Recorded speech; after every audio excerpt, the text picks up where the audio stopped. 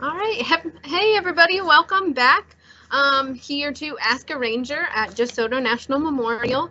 Um, Today, I have with me Ranger Rachel, and I'm Ranger Alyssa, and we're going to walk you through some of the questions that we get here at the park. And this time, we're actually going to be answering a question that was submitted to us in the comment section um, of one of our last Ask a Ranger videos. So this question comes from Luso Lad. And I'm going to hand over the answering of this question to you, Rachel. So who were the natives DeSoto met while he was on the expedition? It's a very good question, and it's one of the more common questions that we get when we are out in kind of a camp setting or just on a daily basis of walking around the park. So it is kind of more of a tricky, complex web rather than a straightforward of kind of what we think of today. So we have to go back a little bit before the 1500s, actually, a little bit before DeSoto actually came over. And so at that time period, the people would be living in chiefdoms. And so in those chiefdoms, the chief of the head of those villages, they were going to be in charge of feeding all their people. So they were living in huge, giant cities at the time before DeSoto came over. But what happened was the climate started to change and started to kind of dry out, and the crops were getting devastated. There was drought, just not doing good. And for being a good chief, you had to feed all the people in your village. So these giant cities started to disperse and started to turn into smaller villages with groups of families within those kind of chiefdoms. So, and then we think of the tribal society today, it's a little bit different because the tribal society actually comes from a European concept. Yeah, definitely. So you have, when DeSoto comes over, many different villages with many different people.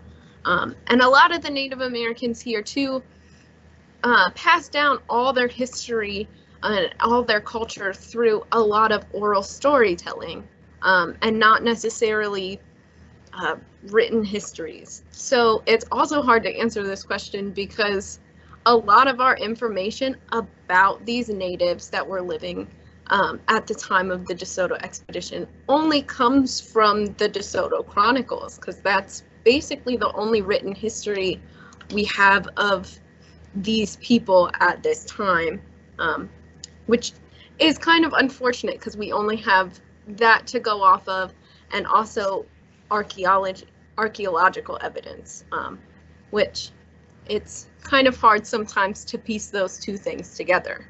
But also, as you said, when Europeans came over, they kind of enforced this tribe mentality on everything. So it's not individual villages. They're kind of grouping people together. And that's what a lot of people, I think, tend to think about when they think about Native Americans, is they think tribes, which is actually a whole European concept. And it's also difficult for talking about that because grouping all these people together is like calling everybody that lives in the state of California a San Franciscan, which you can kind of think in modern day terms that would be a problem if you're trying to describe a whole large mass of different villages, different cities, different cultures all together into one. But we do kind of have one group of people that the Europeans talked about a lot in southern Florida, and I know that we have a little information on that, and I'm going to hand it back over to you, Rachel, to talk a little bit about that. Yes, so one of the native empires that would be in this area at that time DeSoto did actually come over here was going to be the people of the Calusa. And now this is not their exact name that they would be calling themselves. It'd be more of the name that DeSoto had given them. So he would have came in and he would have been like, take me to your chief. And they were like, well, that's Calusa.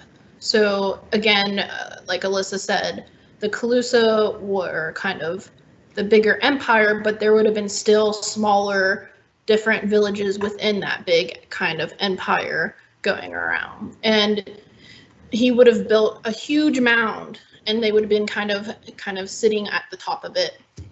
They used a lot of their resources from the sea, a lot of their food, a lot of crafting and different things like different weapons, also tools they would have made from the sea. And we actually have a couple examples of things that they would have created.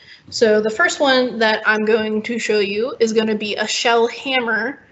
It's very fun looking. So yes, this is a conch shell. It's very solid.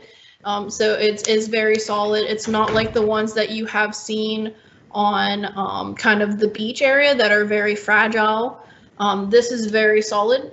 For that reason, it gets, the longer that it's in the water after the animal had left it, the calcium in it, it gets leached out of it. So that's why they would go eat this animal, and then they would make tools out of it. And then what one did you have? Yeah, so I don't unnecessarily have a shell tool, even though most of their tools and most of the stuff they're using is going to be made from shell and stuff from the ocean. But this right here is a Calusa mask. So the Calusa mask, it's really cool. They're going to be carved out of wood usually. And because they're carved out of wood, we don't have too many archaeological evidence or fully intact masks, just because wood is very easy to decay over many, many years.